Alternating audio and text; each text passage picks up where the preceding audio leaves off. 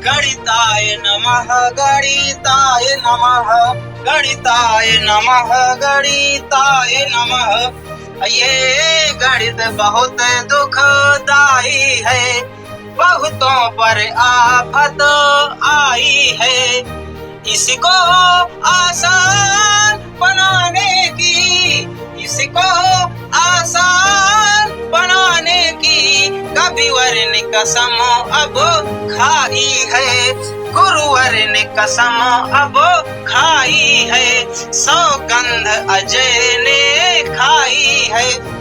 हाँ साथियों नमस्कार, मैं आशुकवि अजय शर्मा आज अपने YouTube चैनल आशुकवि अजय शर्मा बांदा उत्तर प्रदेश के अंतर्गत छात्र हित में संचालित केवल ऑनलाइन अध्ययन सत्र तृतीय माथापच्ची अड्डा के ऑनलाइन प्लेटफॉर्म पर आप सबका बार बार हार्दिक स्वागत एवं अभिनंदन करता हूं। दोस्तों बताना चाहूंगा, मैं पुनः आज आपके समक्ष चैनल पर प्रस्तुत हुआ हूं आपके लिए कुछ लेकर के, और लाया क्या हूं आप जान गए होंगे कि मैं पुनः आज आपके समक्ष गणित पढ़ाने वाला हूं आपको। तो साथियों मैंने गणित में कंपटीशन की गणित में आपको पिछली कक्षा में जहां तक पढ़ा चुका था, उसी के आगे संख्या पद्धति के अंतर्गत विभाजन के नियम पढ़ाऊंगा। और विभाजन के नियम हम 6 से विभाजन के नियम पढ़ गए थे, इसके आगे 7 से विभाजन के नियम इस क्लास में पढ़ेंगे। तो आइए पुनः एक बार स्वागत है मेरी इस क्लास में, आइए और पढ़ते हैं अब आज 7 से विभाजन के नियम। तो दोस्तों बताना चाहूंगा कि कोई संख्या 7 से कब विभक्त होगी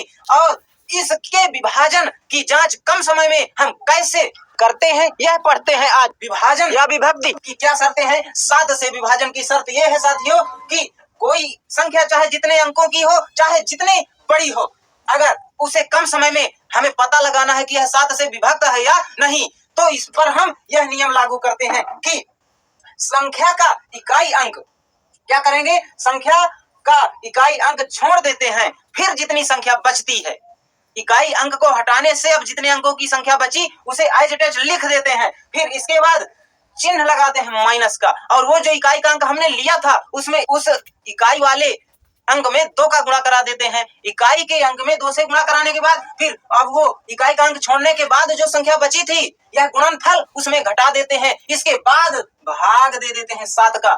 इस प्रकार अगर यह 7 से विभक्त हो जाए तो समझ लीजिएगा वह पूरी संख्या भी 7 से विभक्त होगी। तो दोस्तों तो साथियों आपने क्या सुना, इकाई अंक को छोड़कर शेष अंकों से बनी संख्या माइनस इकाई का अंक गुणे 2 और बटे 7 भागे 7। इस प्रकार अगर फिर ये संख्या हल हो जाए और 7 से कट जाए तो हम मान लेंगे वह पूरी संख्या 7 से विभक्त होगी। अब मैं उदाहरण देकर आपको यह बात समझाना चाहूंगा, तो आपके समक्ष प्रस्तुत है उदाहरण। मैं एक संख्या लिखता हूँ, संख्या है 2401। अब इसकी 7 से विभक्ति की जांच करेंगे। तो देखिए मैंने जो नियम बताया आपको, इकाई का अंक छोड़ दिया, ये इकाई में 1 है मैंने छोड़ दिया, तो संख्या क्या बची, 240 बची। यही बता रहा था मैं, इकाई अंक छोड़ करके जो बचा उसको लिख लें, फिर इकाई अंक जो छोड़ा था उसे अब लिखते हैं और गुणे 2 करते हैं उसमें, इसके बाद इसको हल करने के बाद 7 का भाग कर देते हैं। इस प्रकार इकाई अंक से रहित जितनी संख्या बची उतने में इकाई अंक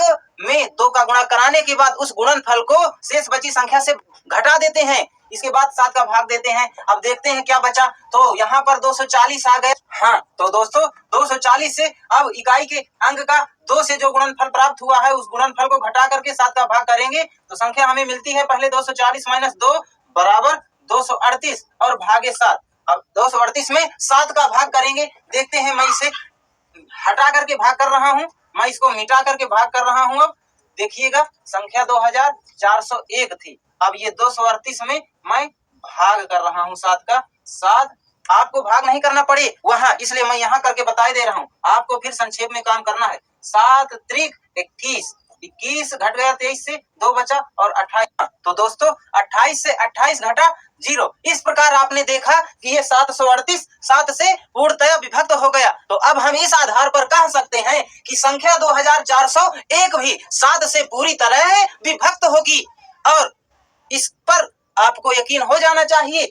लेकिन आप जैसे मैंने यहाँ किया, आप ये नियम जरूर याद रखेंगे ताकि आपका सवाल कम समय में हल हो सके, और अब आपको यकीन हो जाए इस बात पर कि हाँ ये नियम कसौटी पर खरा उतर रहा है या नहीं। इस के लिए मैं देखिए 2401 में भी 7 का भाग दे करके इसे विभक्त करा करके आपको दिखाई दे रहा हूं, ताकि आप यह मान जाएं, आपको यकीन हो जाए कि हाँ, गुरु जी ने जो बताया वह सही है, यह नियम लागू हो रहा है। तो देखिए अब मैं पुनः आपको जो है संख्या 2401 में भी 7 का भाग लगा करके दिखाई देता हूं, लेकिन यह भाग आप कंपटीशन के समय नहीं करेंगे, इस तरह का भाग आपको नहीं करना। मैंने आपको जो तकनीकी बताई, जो ट्रिक बताई, मैंने आपको जो जादू बताया, उस तरीके से ही आप अपने सवाल को हल करेंगे कंपटीशन हॉल पे।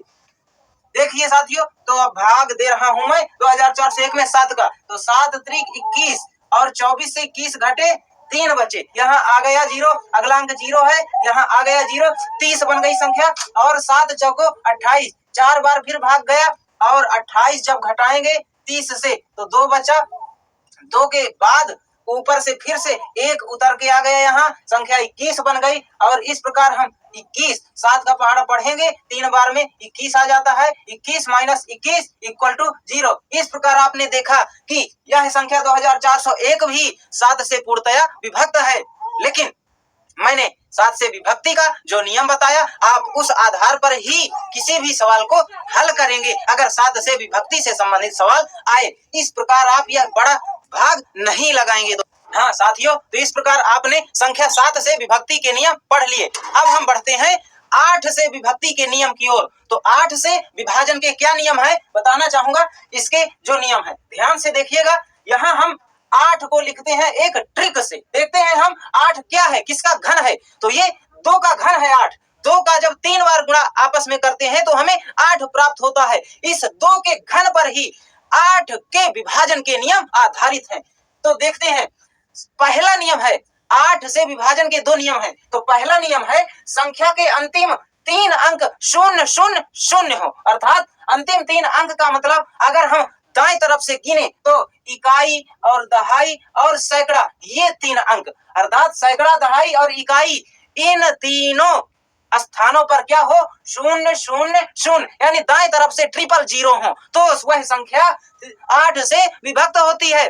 और बिना भाग दिए आप केवल इन 3 इकाई, दहाई, सैकड़ा पर 0 को देखेंगे। अगर इन तीनों के स्थानों पर 0 है तो वह संख्या बिना भाग दिए आप विभक्त मान सकते हैं 8 से। ठीक, अब अगर आपको चाहिए उदाहरण तो मैं उदाहरण देकर के समझाना चाहूंगा। देखिए, मैंने ऐसी संख्या लिख दी जिसमें इकाई, दहाई, सैकड़ा के स्थान पर 0 है, और तो मैं निसंकोच और बेहिचक कह सकता हूं कि पहले तो यह संख्या 8 से पूर्णतया विभक्त है, जरूरत ही नहीं है भाग देने की। लेकिन आपको यकीन हो जाए, विश्वास हो जाए, इसलिए देखिए मैं इसके विभाजन की जांच भी कराए देता हूं, उत्तर की जांच कराए देता हूं 8 से भाग करके। तो देखिए साथियों, मैं आपको विश्वास दिलाता हूं, भाग करके आपको यकीन दिला रहा हूं, पर आप अपनी परीक्षा में ऐसा भाग मत करिएगा। आप केवल जो मैंने नियम बताया, जो मैंने ट्रिक बताई, इसे याद रखेंगे बस। तो चलिए मैं 8 का भाग कर रहा हूं संख्या 89,000 में। तो 8 एकम 8, 8 माइनस 8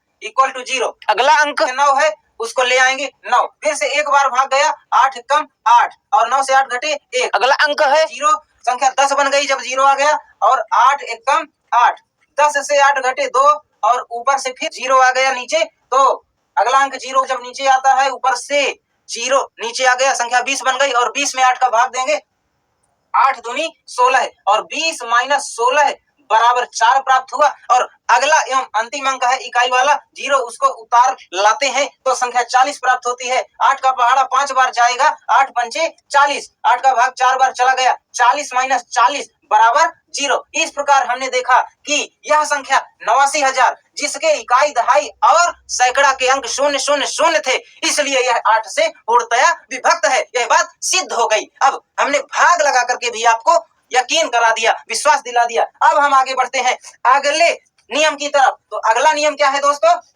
दिखाना चाहूंगा, बताना चाहूंगा अगला नियम क्या है। फिर से हम इसी बात पर, ये जो मैंने ट्रिक बताई थी, इसी पर आप ध्यान रखेंगे। देखिए इस 3 का क्या महत्व था। इस 3 का यानी 2 के घाते 3 का महत्व यही था कि इकाई, दहाई, सैकड़ा, हर बार इन 3 अंकों को ही आप इस घन के माध्यम से याद रखेंगे। अगला नियम है अंतिम 3 अंकों से बनी संख्या यदि 8 से विभक्त हो जाए तो वह पूरी संख्या चाहे जितने अंकों की रही हो 8 से पूर्णतया विभक्त होगी। तो दोस्तों उदाहरण रखना चाहूंगा, फिर से अगला उदाहरण रख रहा हूं। देखिएगा अगर यह संख्या हमारी 8 से विभक्त है या नहीं इसकी जांच करना है। तो मैंने संख्या आंख मूंद करके लिख दिया, कुछ भी लिख दिया, ठीक। और देखिए यहाँ मैंने संख्या लिख दिया 97,760। तो देखिए साथियों यहाँ पे हमें यही ट्रिक 2 घाते 3 पर ध्यान देना है। 3 का मतलब 3 अंक लेना है हमें सैकड़ा, दहाई और इकाई के। और अगर ये इकाई, दहाई, सैकड़ा इन 3 अंकों से बनी संख्या यदि 8 से विभक्त है तो हम फिर कह सकते हैं आंख मूंद करके कि यह पूरी की पूरी संख्या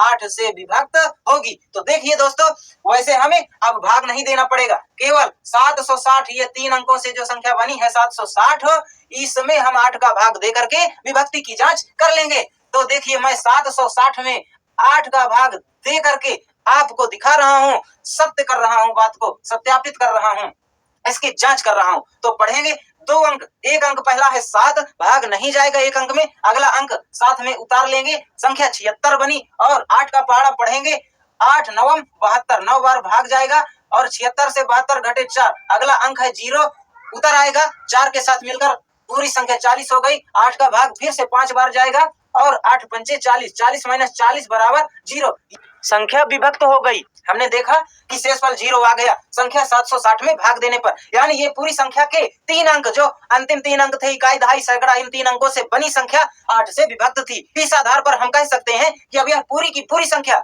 97,760 संख्या 8 से पूर्णतया विभक्त होगी। अगर ये संख्या और भी लंबी होती, 10, 20, 50, 100 अंकों की भी होती, तब भी यह विभक्त होती 8 से। इस प्रकार दोस्तों आपने देखा कितने कम समय में बड़ी से बड़ी संख्याओं को इस ट्रिक के माध्यम से हमने हल कर दिया। तो आप अपनी परीक्षा देते समय, कंपटीशन एग्जाम में आप इतना लंबा चौड़ा भाग नहीं लगाएंगे। मैंने आपको जो ट्रिक बताई, जिस संख्या के विभाजन से संबंधित जो नियम बताया, आप उसी नियम से सभी सवाल हल करेंगे। तो दोस्तों आपका सवाल तुरंत कम समय में हल हो जाएगा और आपका उत्तर बहुत ही जल्दी आसानी से प्राप्त हो जाएगा। इस प्रकार साथियों, क्योंकि कंपटीशन का एग्जाम देते समय आपके पास समय का अभाव होता है, इसलिए आपको समय बचाते हुए इन विधियों का, इन ट्रिक्स का इस्तेमाल करना है, इन नियमों का इस्तेमाल करना है, मैंने जो आपको सिखाया। मित्रों, तो इकाई, दहाई और सैकड़ा 3 अंकों से बनी संख्या को तो आपने 8 से विभक्त करके देख लिया, लेकिन आपको यकीन हो जाए कि यह पूरी संख्या 8 से विभक्त है कि नहीं, इसके लिए मैं उत्तर की जांच करा देता हूं अब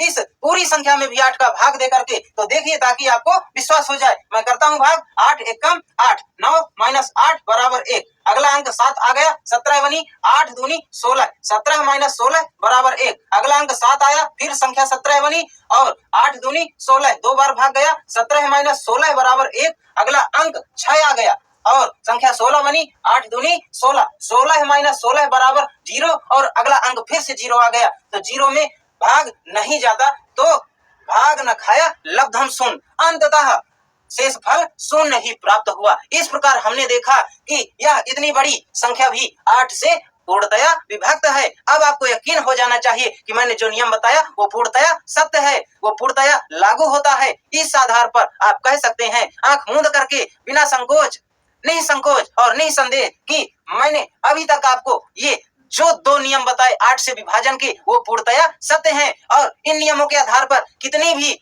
लंबी, कितनी भी ज्यादा अंकों की संख्या को अगर 8 से विभाजन की जांच करना है, यानी संख्या कोई चाहे जितने लंबी हो, चाहे जितने अंकों की हो, अगर यह हमें जांचना है कि क्या वह 8 से विभक्त है, तो इन नियमों का प्रयोग करते हुए हम उस संख्या की 8 से विभक्ति की जांच आसानी से कर सकते हैं। तो साथियों, इस प्रकार आज की क्लास यहीं तक सीमित रहेगी। हाँ दोस्तों, एक बात जाते जाते कहना चाहूंगा, जो लोग चैनल पर नए हो अथवा जिन्होंने अभी तक चैनल को सब्सक्राइब नहीं किया है, वो लोग इस मेरे चैनल आशु कवि अजय शर्मा जी बांदा उत्तर प्रदेश को सब्सक्राइब कर लेंगे, बेल आइकन दबा देंगे और मोबाइल में ऑल नोटिफिकेशन अलाउ कर देंगे, ताकि मैं जब भी कोई वीडियो डालूं तो उसका नोटिफिकेशन आपको सबसे पहले प्राप्त हो। तो दोस्तों, हो सके तो आप वीडियो को शुरू से अंत तक देखिएगा और अगर आप अपनी फ्रेंड लिस्ट में शेयर कर सकें तो बहुत अच्छा होगा, वरना आप कम से कम लाइक और कमेंट तो कर ही दीजिएगा। साथियों, आपने अपना समय दिया